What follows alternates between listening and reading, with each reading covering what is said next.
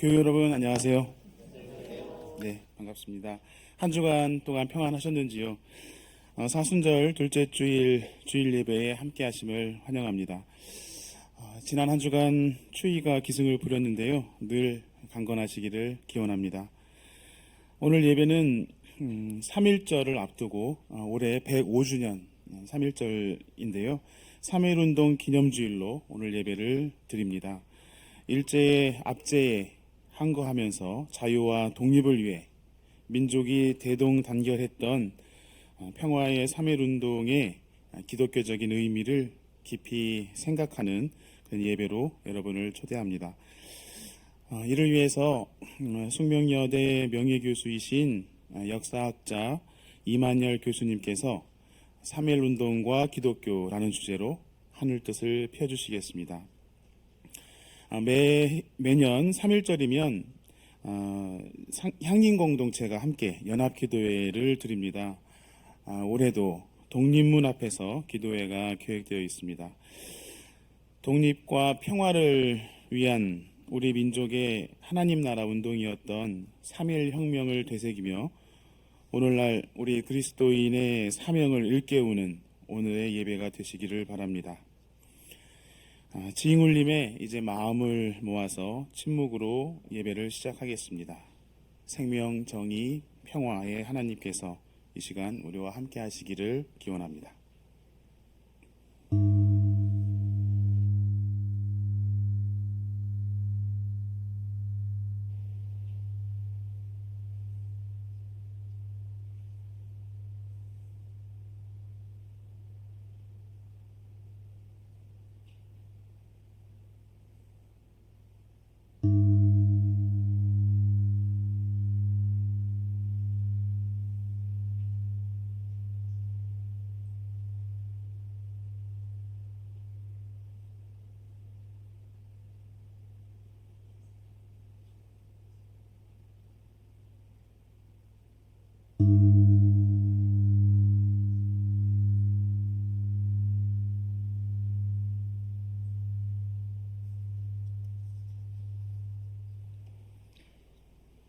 주 하나님을 경외하는 사람들아, 너희는 그를 찬양하여라.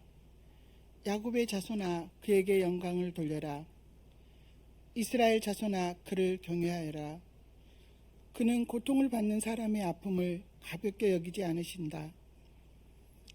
그들을 외면하지도 않으신다. 부르짖는 사람에게는 언제나 응답하여 주신다. 주님께서 하신 이 모든 일을 회중이 다 모인 자리에서 찬양하겠습니다. 내가 서운한 희생제물을 주님을 경외하는 사람들 앞에서 바치겠습니다. 가난한 사람들도 여러분의 마음을 늘 유쾌하길 빕니다. 하면서 축배를 들고 배불리 먹을 수 있을 것이다. 주님을 찾는 사람은 누구나 주님을 찬양할 것이다. 땅 끝에 사는 사람들도 생각을 돌이켜 주님께로 돌아올 것이며 이 세상 모든 민족이 주님을 경배할 것이다. 주권은 주님께 있으며 주님은 만국을 다스리시는 분이시다. 땅 속에서 잠자는 자가 어떻게 주님을 경배하겠는가? 무덤으로 내려가는 자가 어떻게 주님 앞에서 무릎을 꿇겠는가? 그러나 나는 주님의 능력으로 살겠다. 내 자손이 주님을 섬기고 후세의 자손도 주님이 누구신지를 들어 알고 아직 태어나지 않는 세대도 주님께서 하실 만한 일을 말하면서 주님께서 그의 백성을 구원하셨다 하고 선포할 것이다. 아멘.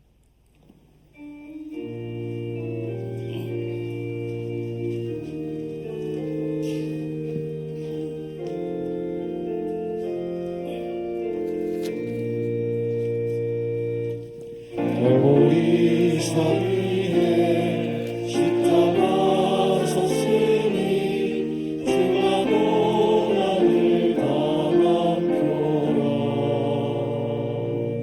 원한 십자가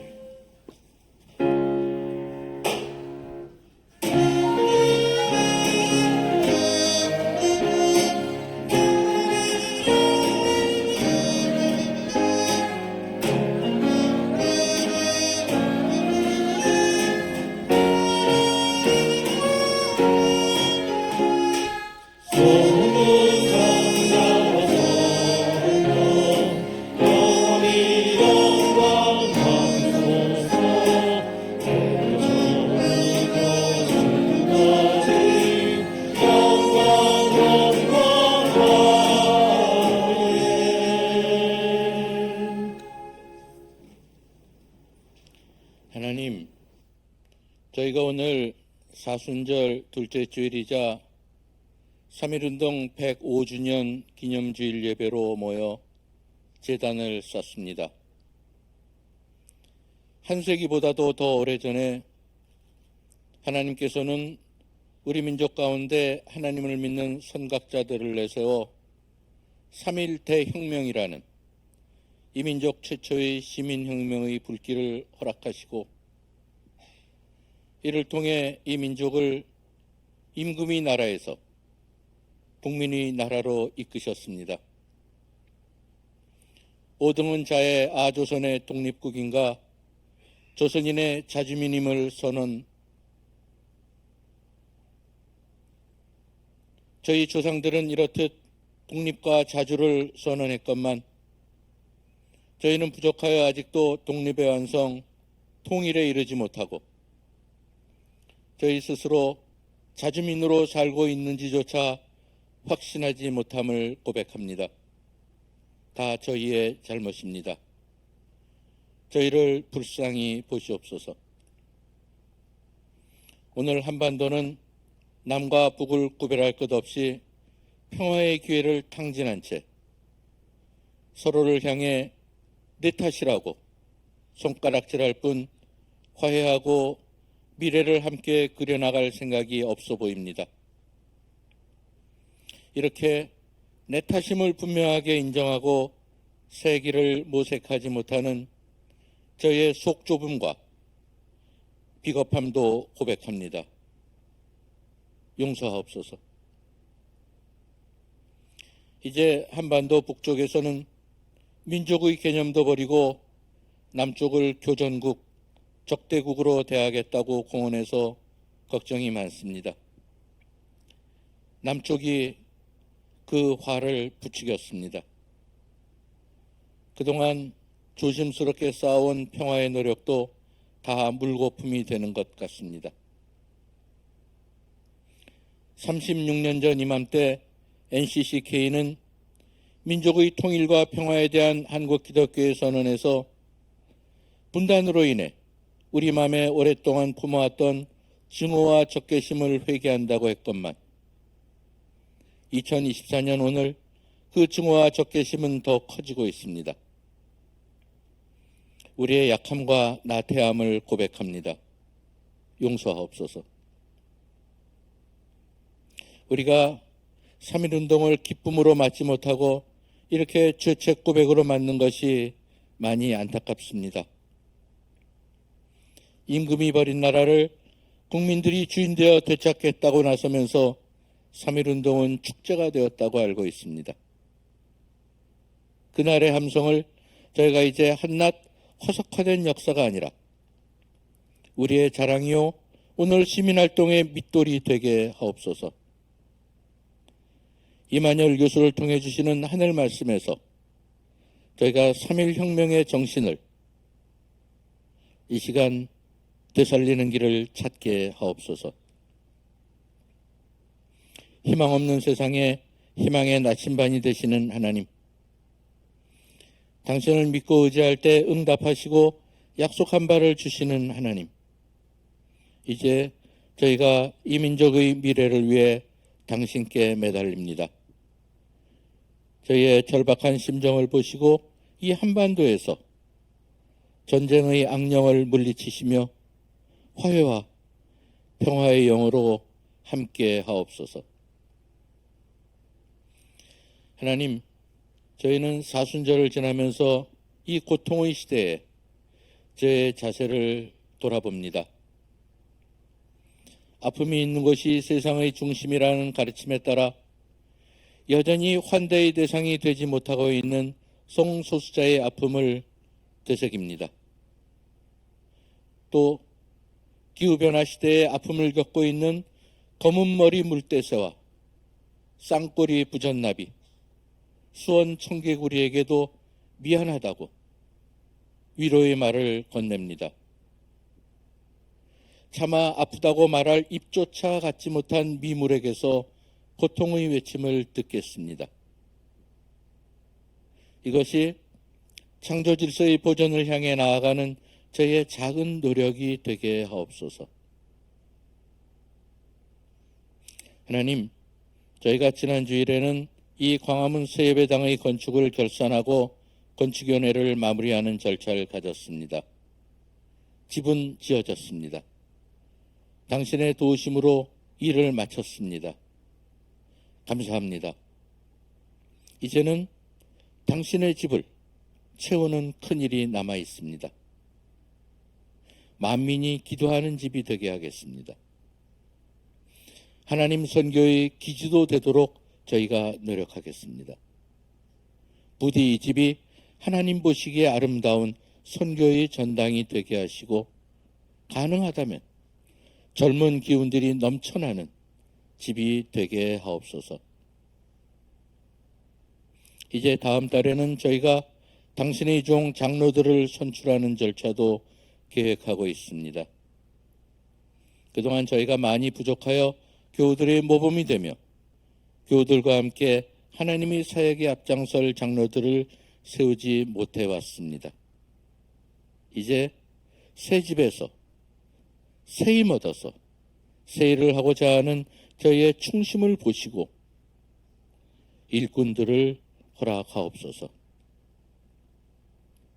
오늘 드리는 이 한 시간의 예배가 하나님께 영광 돌리고 저에게는 말씀 속에서 영원한 생명의 근원을 찾아 그대로 살기로 결단하는 은혜의 시간이 되게 하옵소서. 저희 부족한 입을 닫고 마음을 비웁니다. 빈 마음에 오셔서 당신의 온기로 채워주옵소서.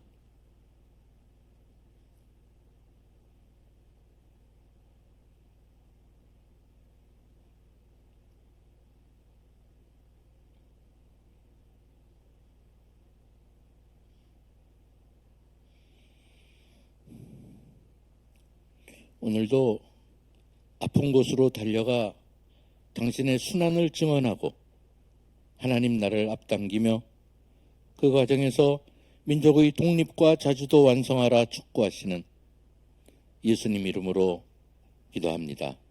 아멘.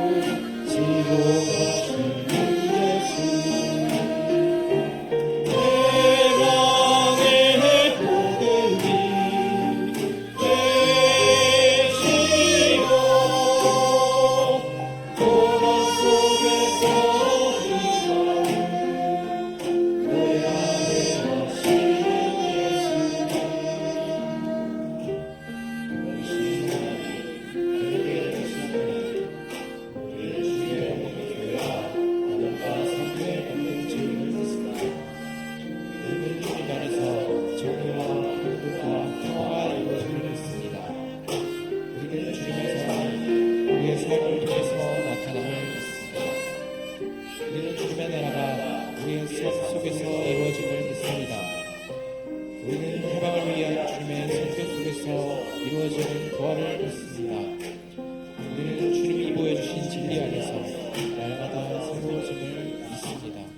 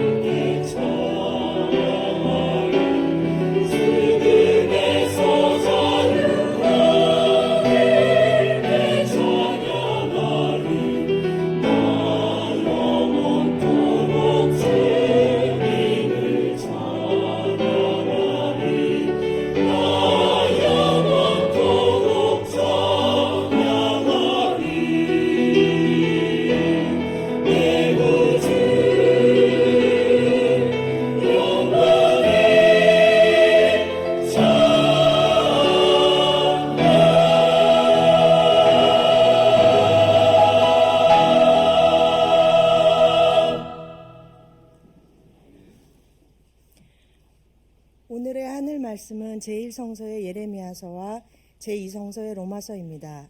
먼저 예레미야서 5장 18절에서 31절 말씀을 읽겠습니다. 제1성서 1071쪽입니다. 그러나 그럴 때에도 내가 너희를 완전히 멸망시키지는 않겠다. 나 주의 말이다. 예레미야야, 그들이 무엇 때문에 주 우리의 하나님께서 우리에게 이런 모든 일을 하셨는가 하고 너에게 물으면 너는 그들에게 말하여 주어라. 너희가 너희 땅에서 나를 버리고 다른 신들을 섬겼으니 이제는 너희가 남의 나라 땅에서 다른 나라 사람을 섬겨야 할 것이기 때문이다. 너는 이 말을 야곱의 자손에게 전하고 유다 백성에게 들려주어라. 이 어리석고 깨달을 줄 모르는 백성아, 눈이 있어도 볼 수가 없고 귀가 있어도 들을 수가 없는 백성아, 너희는 이제 내가 하는 말을 잘 들어라. 너희는 내가 두렵지도 않으냐? 나 주의 말이다. 너희는 내 앞에서 떨리지도 않느냐? 나는 모래로 바다의 경계선을 만들어 놓고 바다가 넘어설 수 없는 영원한 경계선을 그어 놓았다. 비록 바닷물이 출렁거려도 그 경계선을 없애지 못하고 아무리 큰 파도가 몰아쳐도 그 경계선을 넘어설 수가 없다. 그러나 너희는 목이 고다 고집이 세고 반역하는 백성이어서 나에게서 돌아서서 멀리 떠나고 말았다. 너희는 마음속으로라도 주 우리의 하나님은 두려운 분이다. 그분은 제때에 비를 주고 이른 비와 늦은 비를 철따라 내리며 곡식을 거두는 일정한 시기를 정하여 주었다 하고 말한 적이 없다. 바로 너희의 모든 죄악이 이러한 것들을 누리지 못하게 하였고 너희의 온갖 범죄가 그 좋은 것들을 가로막아 너희에게 이르지 못하게 하였다. 나의 백성 가운데는 흉악한 사람들이 있어서 마치 새 잡는 사냥꾼처럼 허리를 굽히고 숨어 엎드리고 수많은 곳에 덫을 놓아 사람을 잡는다. 조롱에 새를 가득히 잡아넣듯이 그들은 남을 속여서 빼앗은 재물로 자기들의 집을 가득 채워놓았다. 그렇게 해서 그들은 세도를 부리고 벼락부자가 되었다. 그들은 피둥피둥 살이 찌고 살에서 윤기가 돈다. 악한 짓은 어느 것 하나 못하는 것이 없고 자기들의 입속만 채운다. 고아의 억울한 사정을 올바르게 재판하지도 않고 가난한 사람들의 권리를 지켜주는 공정한 판결도 하지 않는다. 이런 일들을 내가 벌하지 않을 수 있겠느냐? 나 주의 말이다. 이러한 백성에게 내가 보복하지 않을 수 있겠느냐? 지금 이 나라에서는 놀랍고도 끔찍스러운 일들이 일어나고 있다. 예언자들은 거짓으로 예언을 하며 제사장들은 거짓 예언자들이 시키는 대로 다스리며 나의 백성은 이것을 좋아하니 마지막 때에 너희가 어떻게 하려느냐. 이어서 로마서 8장 31절에서 39절 말씀을 읽겠습니다. 제2성서 266쪽입니다. 그렇다면 이런 일을 두고 우리가 무엇이라고 말할 수 있겠습니까? 하나님이 우리 편이시면 누가 우리를 대적하겠습니까? 자기 아들을 아끼지 않으시고 우리 모두를 위하여 내주신 분이 어찌 그 아들과 함께 모든 것을 우리에게 선물로 거저주지 않으시겠습니까? 하나님께서 택하신 사람들을 누가 감히 고발하겠습니까? 의롭다 하시는 분이 하나님이신데 누가 감히 그들을 정죄하겠습니까? 그리스도 예수는 죽으셨지만 오히려 살아나셔서 하나님의 오른쪽에 계시며 우리를 위하여 대신 간구하여 주십니다. 누가 우리를 그리스도의 사랑에서 끊을 수 있겠습니까? 환난입니까? 골고입니까? 박해입니까? 굶주림입니까? 헐벗음입니까? 위협입니까? 또는 칼입니까? 성경에 기록한 바 우리는 종일 주님을 위하여 죽임을 당합니다. 우리는 도살당할 양과 같이 여김을 받았습니다. 한 것과 같습니다. 그러나 우리는 이 모든 일에서 우리를 사랑하여 주신 그분을 힘입어서 이기고도 남습니다. 나는 확신합니다. 죽음도 삶도 천사들도 권세자들도 현재일도 장래일도 능력도 높음도 깊음도 그 밖에 어떤 피조물도 우리를 우리 주 예수 그리스도 안에 있는 하나님의 사랑에서 끊을 수 없습니다. 다 함께 로마서 8장 31절 말씀을 읽겠습니다. 그렇다면 이런 일을 두고 우리가 무엇이라고 말할 수 있겠습니까? 하나님이 우리 편이시면 누가 우리를 대적하겠습니까? 이 말씀으로 귀한 깨달음과 결단이 있으시기를 바랍니다. 오늘 우리에게 주시는 복음서의 말씀은 마가복음서 8장 31절에서 38절까지의 말씀입니다. 가능하신 분께서는 일어서서 말씀을 들으십시오.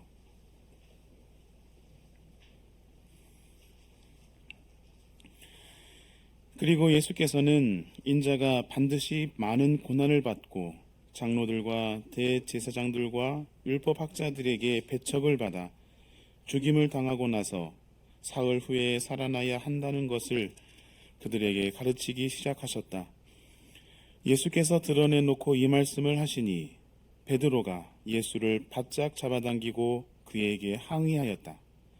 그러나 예수께서는 돌아서서 제자들을 보시고 베드로를 꾸짖어 말씀하셨다. 사탄아, 내 뒤로 물러가라. 너는 하나님의 일을 생각하지 않고 사람의 일만 생각하는구나. 그리고 예수께서 제자들과 함께 무리를 불러놓고 그들에게 말씀하셨다. 나를 따라오려고 하는 사람은 자기를 부인하고 자기 십자가를 지고 나를 따라오너라. 누구든지 제 목숨을 구하고자 하는 사람은 잃을 것이요 누구든지 나와 복음을 위하여 제 목숨을 잃는 사람은 구할 것이다. 사람이 온 세상을 얻고도 제 목숨을 잃으면 무슨 이득이 있겠느냐? 사람이 제 목숨을 되찾는 대가로 무엇을 내놓겠느냐? 음란하고 죄가 많은 이 세대에서 누구든지 나와 내 말을 부끄럽게 여기면 인자도 자기 아버지의 영광에 쌓여 거룩한 천사들을 거느리고 올 때에 그를 부끄럽게 여길 것이다. 이는 주님의 말씀입니다. 주님 감사합니다. 마음에 새겨 행하겠습니다. 감사합니다. 제가 향림교회에 들어왔습니다. 80년대에는 저녁에 강연이 있을 적에 교우들보다는 경찰들이 많이 있는 그럴 때 강연도 송건호 선생하고 같이 해본 적이 있습니다.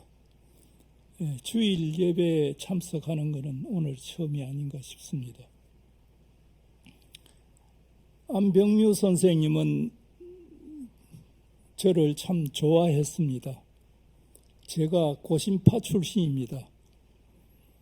고심파 출신이기 때문에 항상 저를 만날 때마다 이 보수 꼴통 이 얘기를 참 자주 했습니다. 그러면서도 저를 잘 이끌어 주셨습니다. 오늘 읽은 성경 말씀 여러 군데가 있는데 로마서 8장과 8장 31절 만일 하나님이 우리 편이시면 누가 우리를 대적하리요 하는 이 말씀, 이것은 3.1운동이 일어났을 때 기독교인들로 조직된 독립단 통고단이 있었습니다. 거기에서 교인들에게 기도하고 성경을 읽으라 이러면서 나중에 이야기하겠습니다마는 월요일부터 토요일까지 토요일 날 읽으라고 한 성경이 로마서 8장입니다. 그래서 그 중에 제가 31절을 만일 하나님이 우리를 위하시면 누가 우리를 대적하리요 이 말씀을 제가 택했습니다. 이 말씀은 김구 선생이 아주 좋아했습니다. 그래서 휘호를 많이 남기기도 했습니다. 오늘 말씀의 결론이 없습니다마는 예레미야 5장 30절 31절에 이 땅에 참 기괴하고 놀라운 일이 있다. 예언자들은 거짓을 예언하고 제사장들은 그것을 따르고 백성들은 이를 좋아하니 너희들의 마지막이 어떻게 되겠느냐. 제 말씀의 결론은 그건데 거기까지는 이르지 못하고 중단을 하겠습니다. 그러면 3.1운동과 한국교회라는 그런 제목으로 좀 말씀을 드리겠습니다.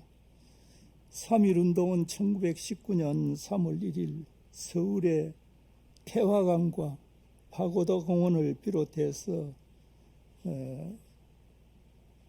전국 8국의 지역에서 동시에 한국의 독립을 선포하면서 시작한 거족적인 독립운동으로 그 뒤 1년여 동안 계속되는 국내외의 항일 민족 독립운동을 총칭해서 3.1운동이라고 이렇게 말하고 있습니다.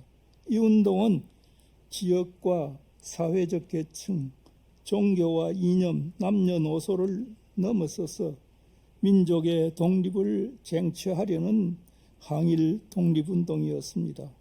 이 운동의 주체가 초기에는 종교인들이어서 그 종교사적 의의가 클 뿐만 아니라 이 운동이 대한민국이라는 민주국가를 출발시켰기 때문에 혁명으로 간주되는 측면도 있어서 3.1운동은 그 정치사적 의미 또한 혁명적이랄 수 있습니다.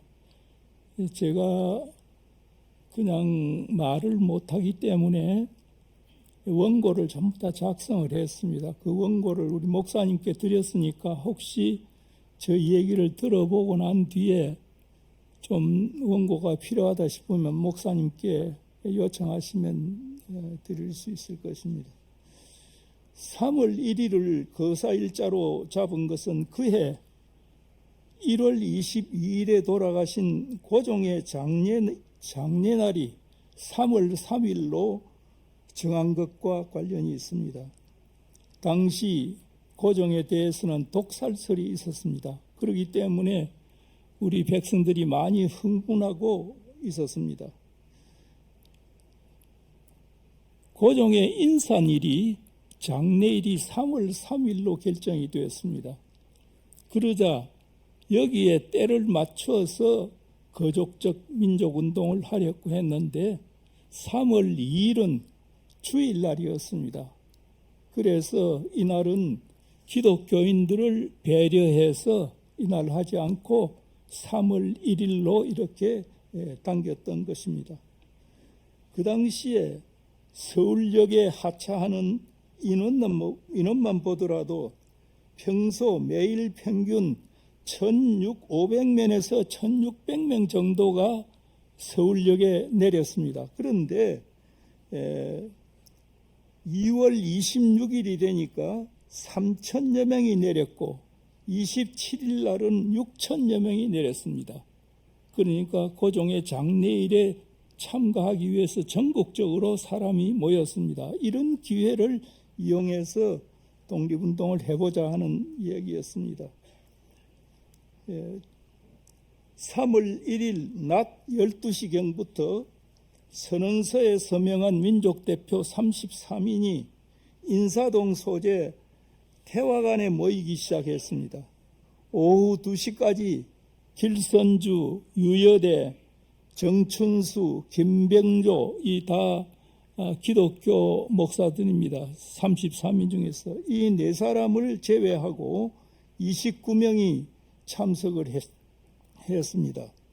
독립선언서를 낭독하고 이어서 총독부 경무총관부에 연락을 했습니다. 독립선언을 했다는 것을 연락했습니다. 그리고 파고다 공원에서 그때 이 민족 대표를 기다리고 있던 학생들은 대표들이 나오지 않으니까 자기들 독립적으로 독립선언식을 거행하고 시가행전에 나서게 되었습니다.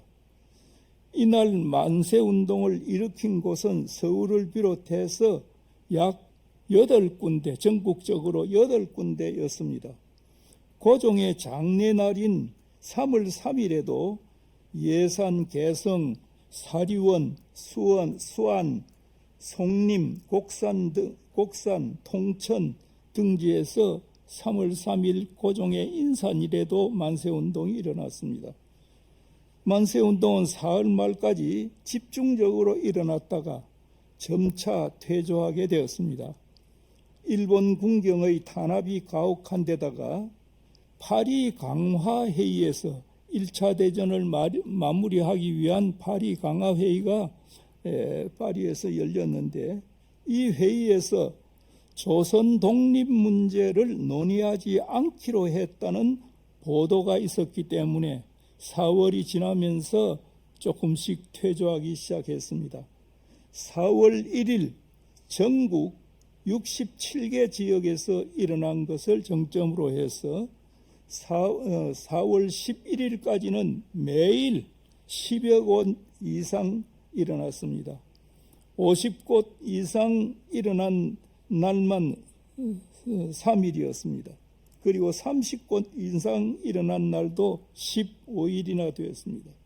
시위 참가자는 서울의 수십만을 비롯해서 의주 3만 명, 강화읍 2만 명, 합천 상가 1만 명 등에 이르렀습니다. 이것은 다 일본 측이 조사해서 발표한 것입니다.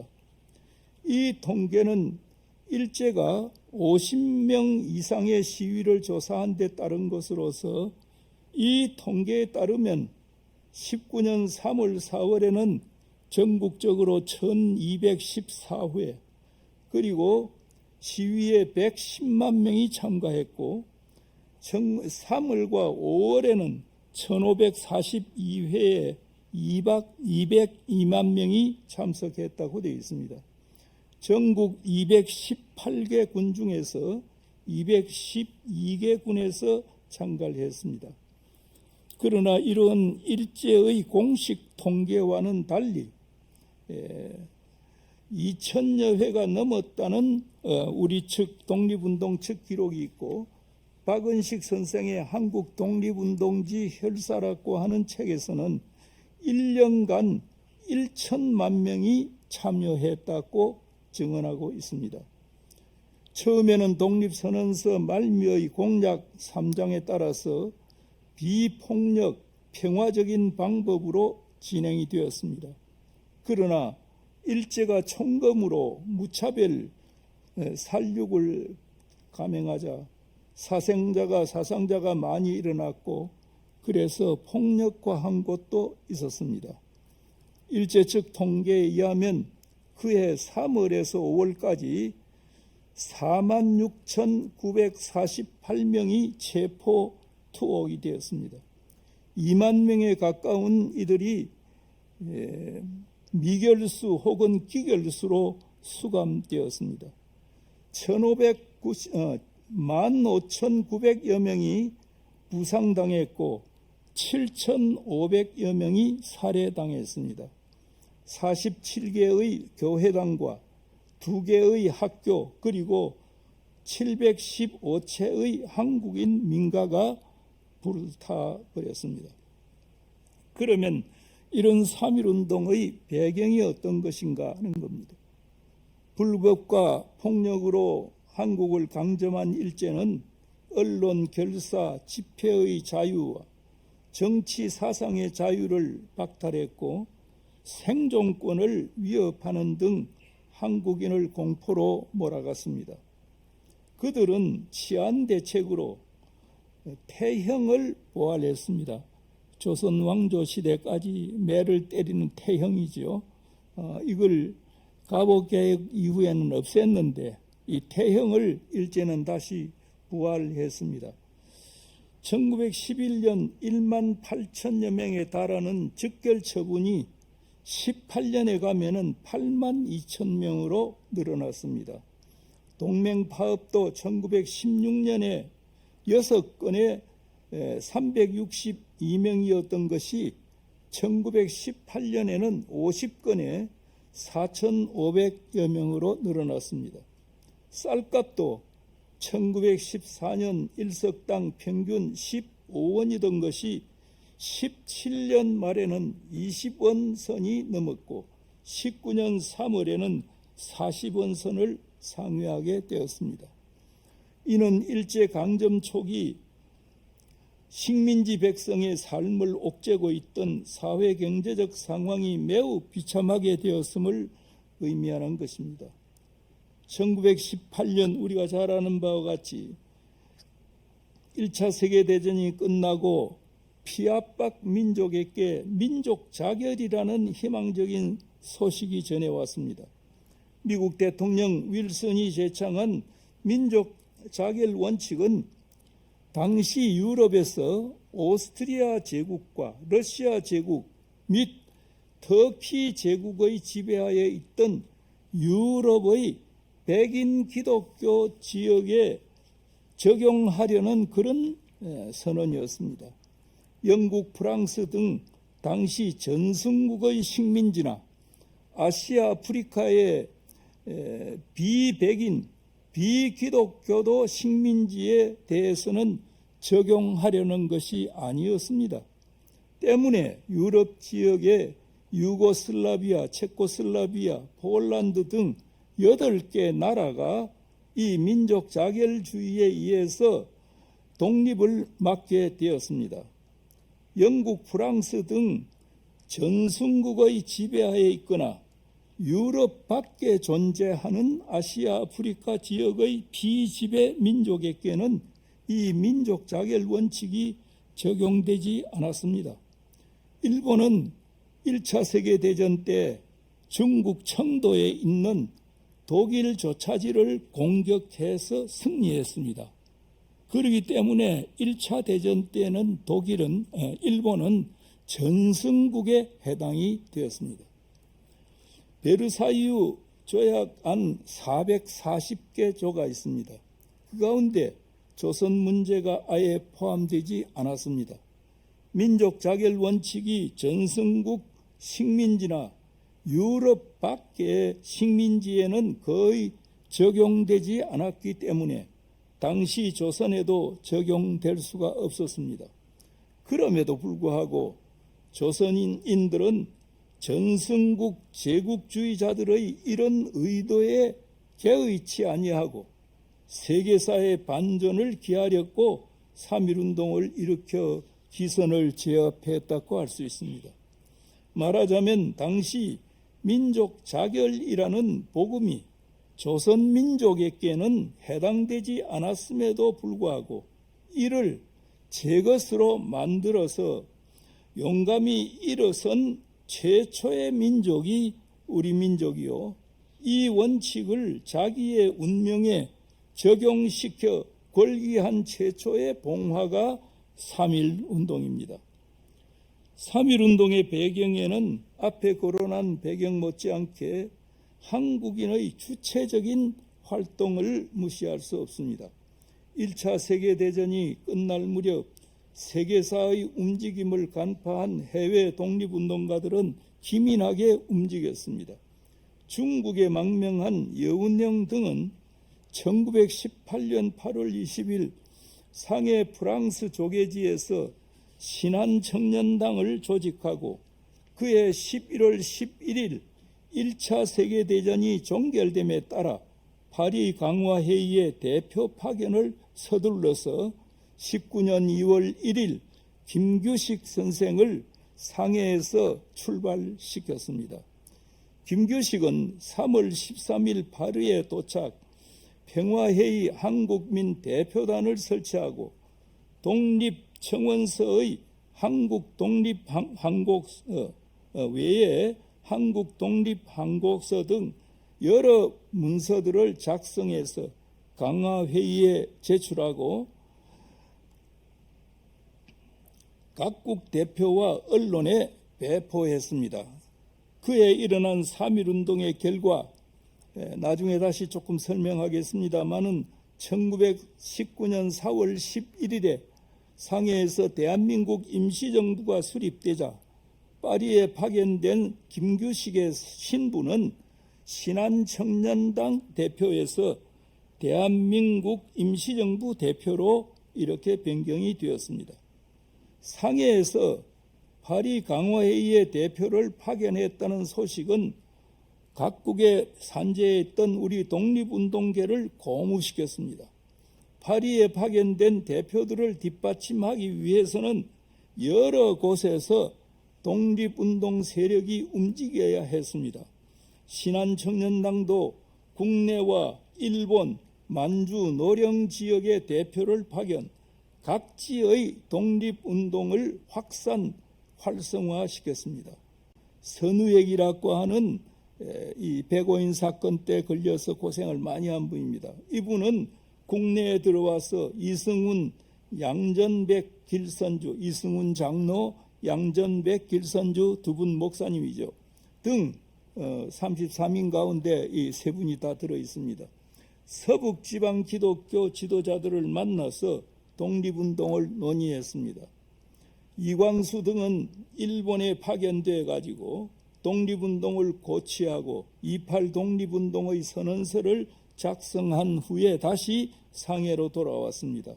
여운형 선생은 만주와 연해주를 방문해서 파리의 활동을 전하고 독립운동을 고양했습니다. 그 결과 3.1운동에 앞서 여러 곳에서 독립선언서가 발표되었습니다. 2월에는 간도 노령 지역에서 대한독립선언서, 이걸 무호독립선언이라고도 합니다. 발표되고, 동경에서는 우리가 잘 아는 바와 같이 일본 유학생들을 중심으로 28 독립선언이 발표되었습니다. 이것은 파리 강화회의의 대표를 파견한 것과 깊은 관련이 있습니다. 3.1운동 발발의 준비 단계로서 큰 의의를 여기서 발견할 수 있습니다.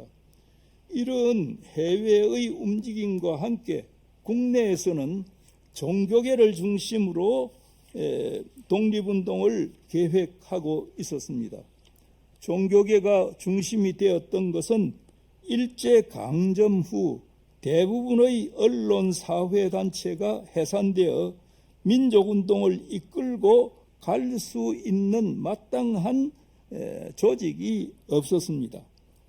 그러나 당시 종교단체는 집회가 가능했고 교단마다 산하 지방기구가 조직되어 있었습니다. 천도교의 경우 1905년에 동학에서 천도교로 이름을 개명한 후에 그 다음에 전국적인 대조직을 갖게 되었습니다. 기독교도 장로회의 경우는 1912년 9월에 총회가 조직되었고 지방에 9개의 노회가 조직이 되었습니다. 그래서 총회, 노회, 시찰회, 당회의 조직으로 연결이 되었습니다.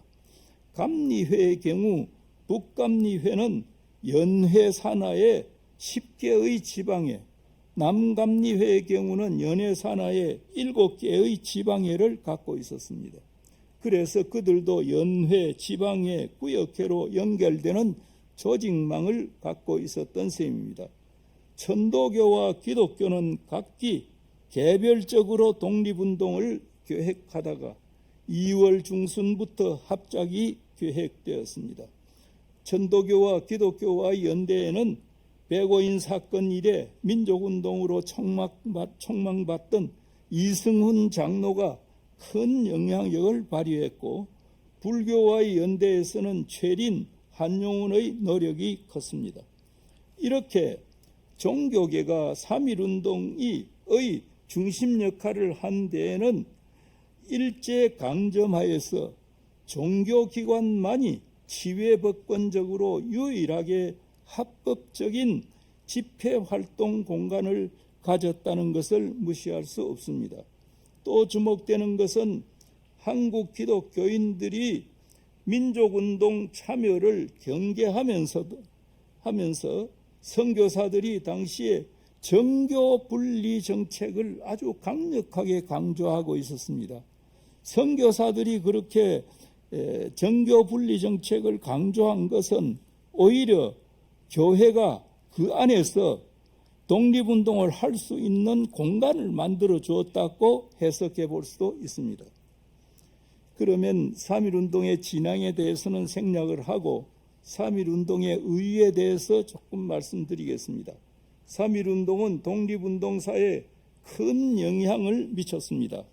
그 전에 위정척사운동과 개화운동, 농민운동으로 분화되었던 민족운동을 하나의 새로운 독립운동의 동력으로 만든 것이 이 3.1운동입니다.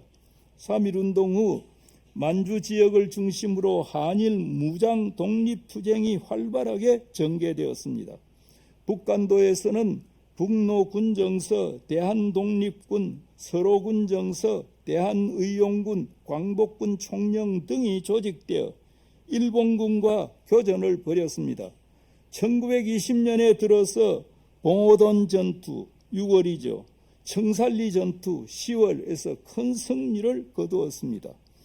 항일 무장투쟁은 러시아와 중국 관내에까지 파급이 되었고 미주 지역에서도 이 군대가 조직이 되었습니다.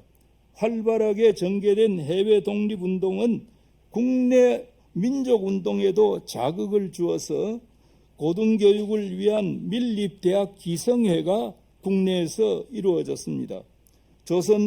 조선산 물품 애용운동, 근검 절제운동, 실력 양성운동, 사회주의 계열의 독립운동 등도 일어나서 독립운동이 다양하게 국내에서도 전개될 수 있었습니다.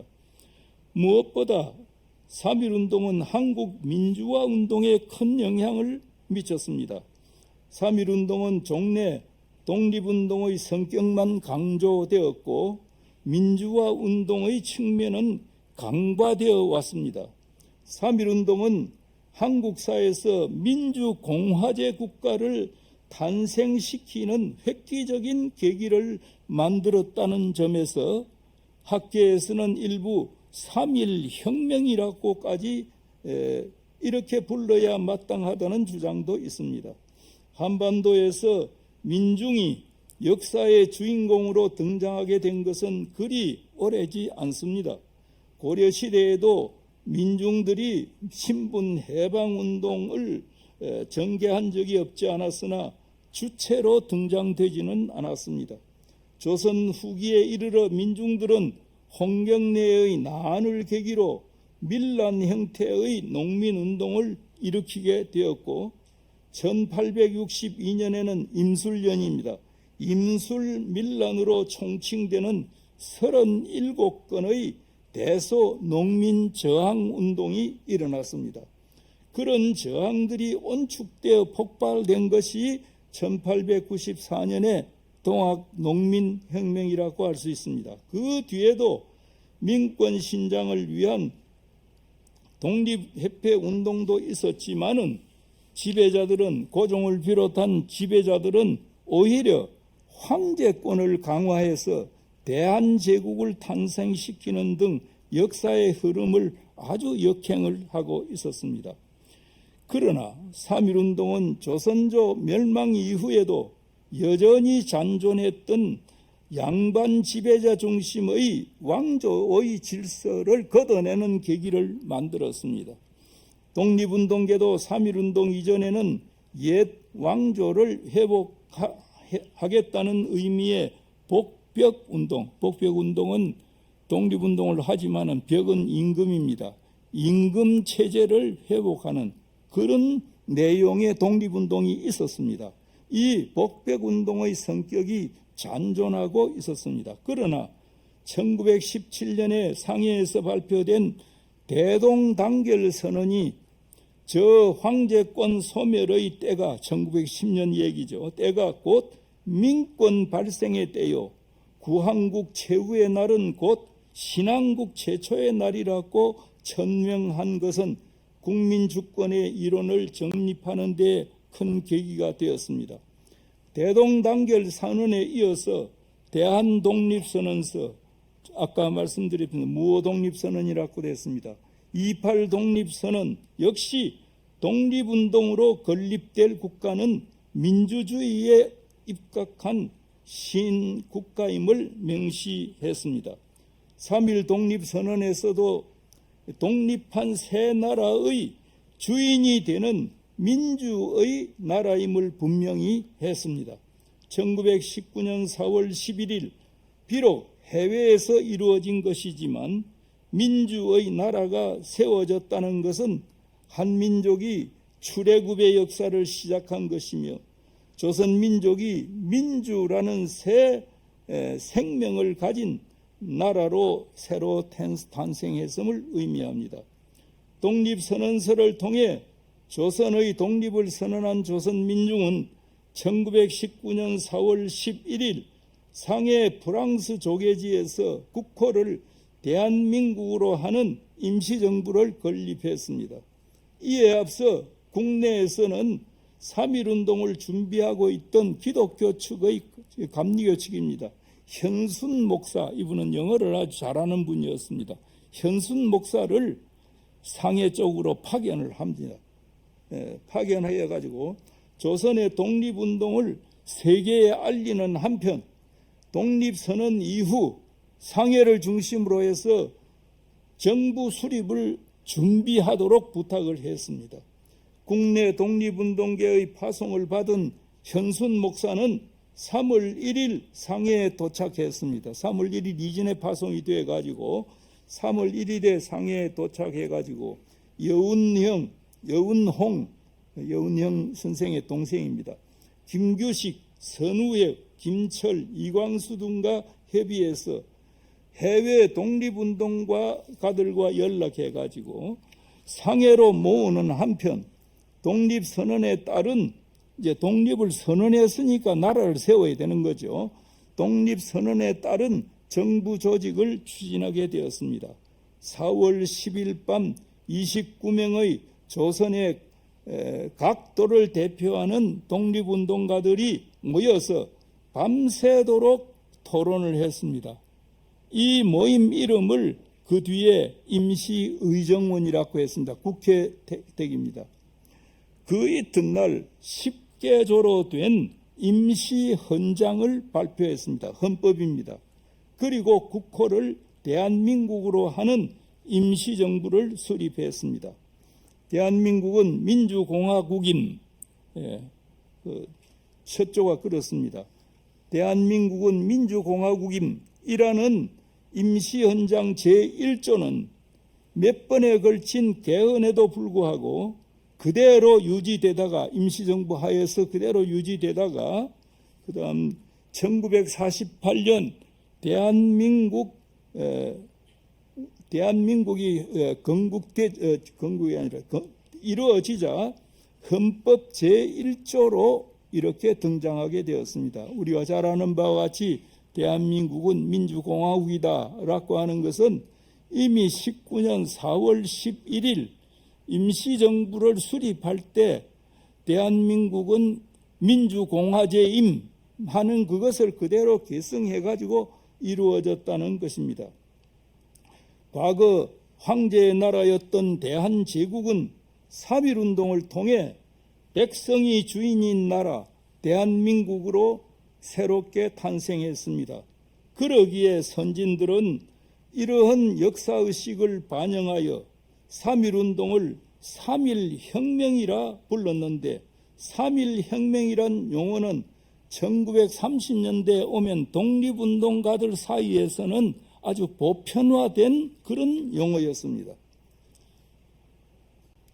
백성이 주인이 되는 민주의 나라, 곧 민주공화국은 3.1운동에서 독립을 선언하면서 추구했던 이상이었습니다.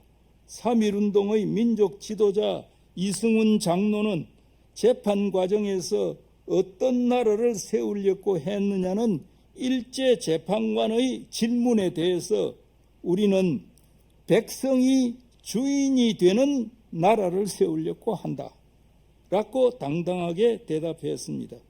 3.1 독립선언에서 천명한 민주공화정 이념은 1910년에 멸망한 대한제국을 대한민국으로 부활시켰던 것입니다.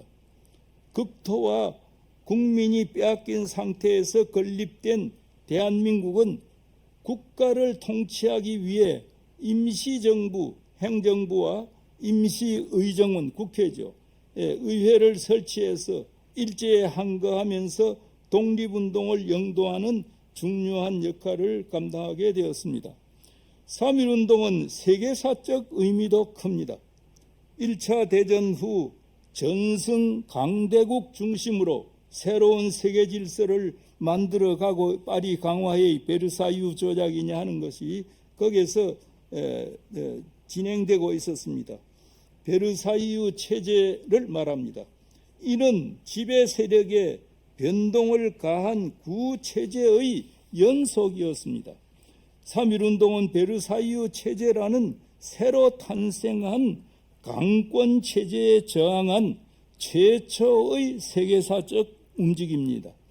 그러나 1차 대전은 식민지 쟁탈을 목적으로 한 유럽권 내의 전쟁으로 이를 계기로 해서 비유럽권인 미국과 소련에 그 주도권을 넘기게 되었습니다. 베르사유 체제는 1차 대전에서 승리한 전승국이 그들 중심으로 세계 질서를 재편하려는 또 하나의 제국주의 질서로서 전승국 식민지와 유럽 외의 민족에 대해서는 민족 자결권을 부여하지 않았습니다. 이때 한민족은 3.1운동을 통해 전승국 일제에 항거함으로써 1차 세계대전 후 전승국 중심으로 재편성된 침략, 강권 질서에 도전했던 것입니다. 3.1운동은 당시 피압박 민족으로서 세계 최초로 전승국 중심으로 재편성된 침략 강권적 국제 질서에 도전한 것으로 이에 자극받은 세계의 피압박 약소 민족들이 민족 해방운동을 전개하게 되는 계기를 만들어 주었습니다. 중국에서는 이해 북경 대학생들을 중심으로 오사운동을 일으켰는데 이 운동을 주도한 청년들은 조선을 본받자는 구호를 외쳤습니다. 인도에서는 마하트마 간디를 중심으로 영국에 대한 인도의 독립운동으로 할 비폭력 무저항의 샤타그라하 운동을 일으켰고 필리핀, 베트남, 이집트 등 등지의 독립운동에도 직간접으로 영향을 미치게 되었습니다. 이런 의미에서 3.1운동은 그 세계사적 의도 높다고 하겠습니다. 시간이 많이 지났기 때문에 3.1운동과 한국교회라고 하는 부분은 제가 생략을 하겠습니다. 그 대신 끝에 결론에 해당되는 얘기를 조금 하겠습니다. 우리는 당시 3.1운동에 참여한 기독교인들의 움직임에서 신앙과 민족을 연관시키려는 노력을 엿볼 수가 있습니다. 교회에서는 모세, 삼손, 다윗, 다니엘의 사적 등을 통해 이스라엘 민족이 고난의 역사를 우리 민족의 역사와 연관시켜 교육했습니다.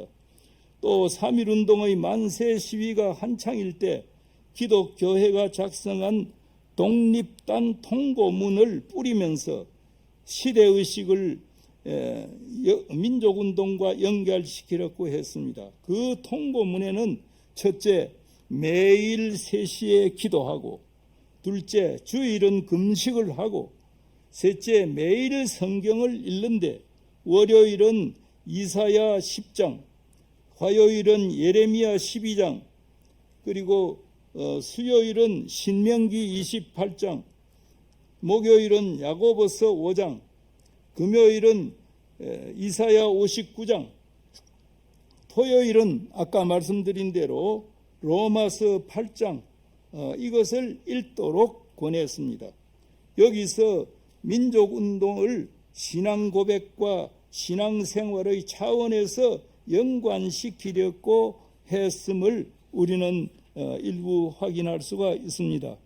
3.1운동 105주년을 기념하는 올해 한국교회는 신앙의 선조들의 그런 신앙과 행동을 어떻게 해야 할 것인지 숙고해야 할 것입니다.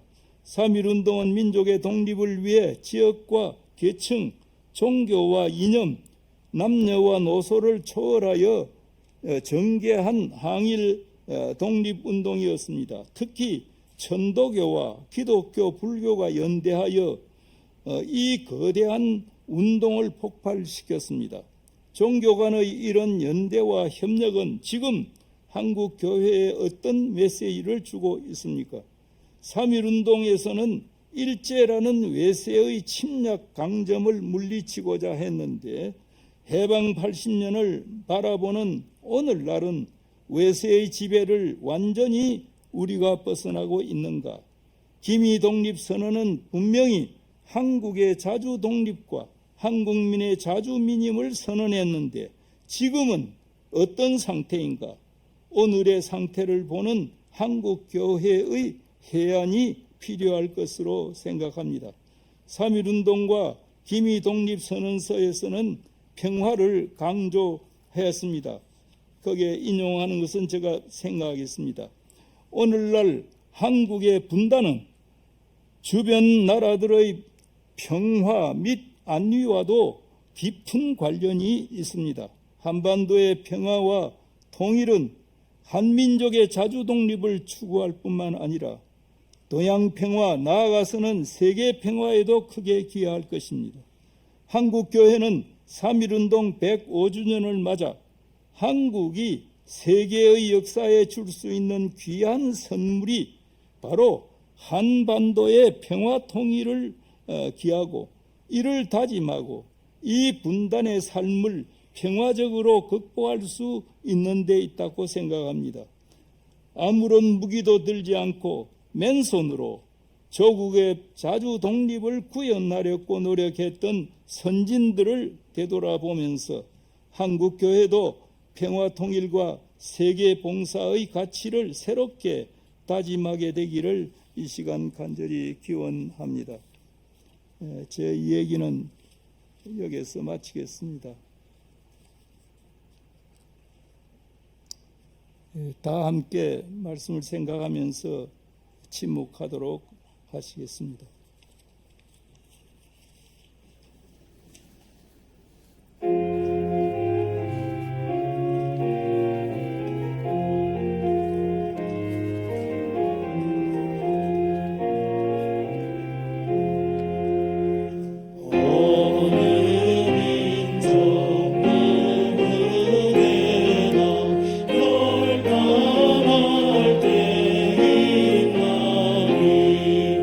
자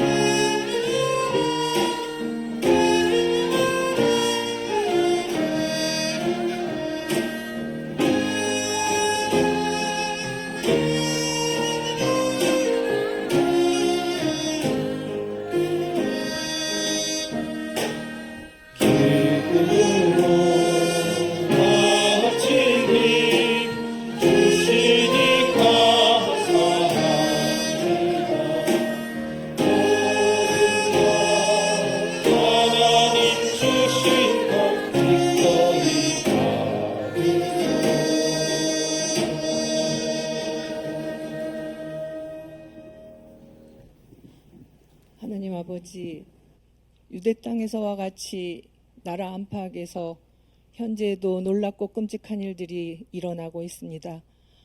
강대국들이 전쟁을 하고 남의 나라를 빼앗고 통치하는가 하면 잔인한 통치를 해가면서 자기 국민을 억압하고 잔인하게 약탈하는 것을 밥 먹듯이 하고 있습니다.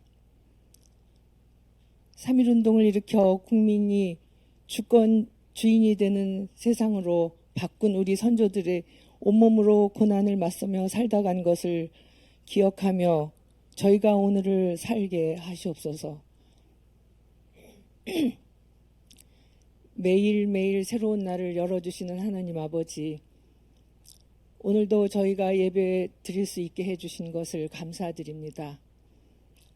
이 시간 저희가 얻은 것 중 작은 물질을 마음 모아 바치오니 당신이 이루고자 하는 소중한 일에 쓰여지게 하옵소서. 하나님 아버지, 죄 가운데 있던 저희에게 생명과 당신의 지혜를 주셔서 그 생명의 말씀을 깨달아 알게 하시고 그 지혜로 우리의 삶을 충만하게 해주시는 예 감사드립니다. 그런 가운데 저희가 생명의 말씀으로 거듭나고 변화하려는 노력은 게을리하면서 늘 아버지께 더 채워주시기만을 간구하는 부끄러운 모습으로 살고 있는 것은 아닌지 이 시간 깊이 새겨봅니다. 저희의 일상에 고달픔이 있을지라도 당신의 말씀에 기대어 우리 마음과 생각의 폭을 끊임없이 넓혀가며 예수님이 지금도 지고 가실 그 고난의 십자가에 다다르게 하여 주시옵소서.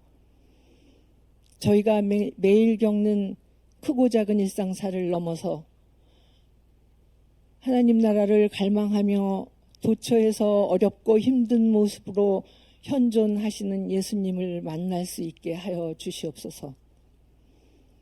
그리하여 진정으로 우리가 이루어가야 할 하나님의 나라가 무엇인지를 깊이 깨닫고 소망할 수 있게 하시옵소서. 하나님 아버지, 저희가 새로 거듭나는 삶을 살기 위해 늘 힘쓰며 기도하는 가운데 성령이 함께 하셔서 날로 어려워져만 가는 세상에서 새로운 길을 열어가게 도와주시고 이웃과 함께 살아가기를 부단히 노력하는 저희 공동체가 되게 하여 주시옵소서. 이 모든 말씀 우리의 영원한 생명이신 우리 주 예수 그리스도 이름 받들어 기도드리옵나이다. 아멘.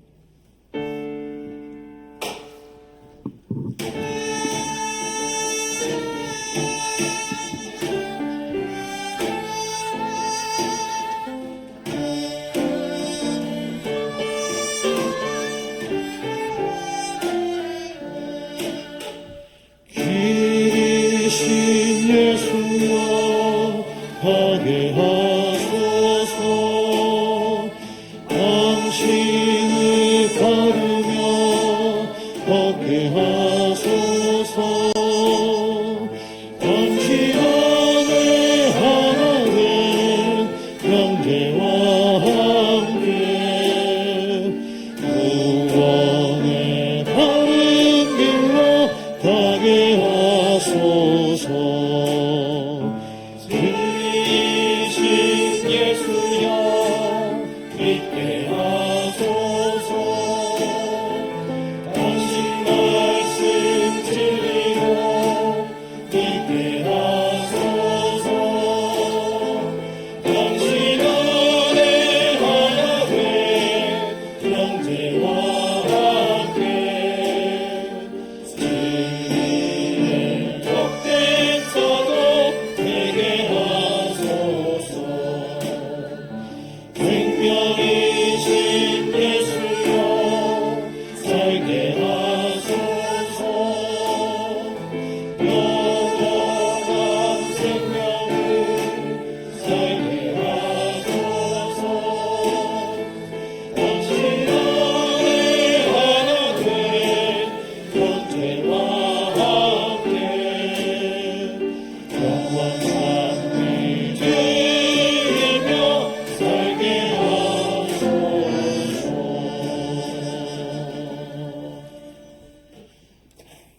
가십시오.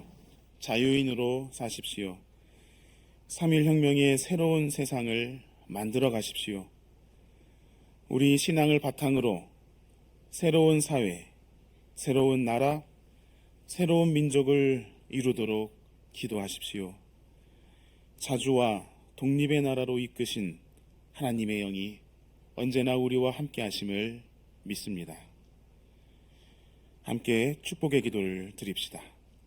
주 예수 그리스도의 은총과 하나님의 사랑과 성령께서 이루어 주시는 친교가 우리 가운데 영원토록 함께 있기를 주님의 이름으로 축원합니다.